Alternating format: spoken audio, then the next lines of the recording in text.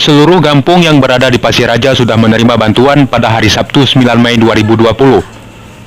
Seperti di Kampung Tepin Gajah juga telah mendapat bantuan yang diterima langsung oleh Kepala Desa menjelang siang.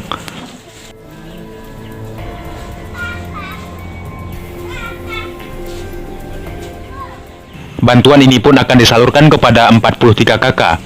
Penerima bantuan dari dana APBA berjumlah 5 kakak dan APBK 38 kakak.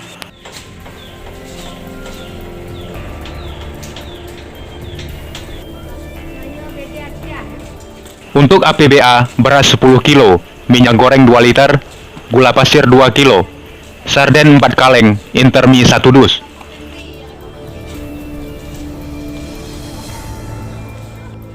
Dari APBK, beras 10 kilo, minyak goreng 2 liter, gula pasir 2 kilo, sarden 4 kaleng, supermi 1 dus.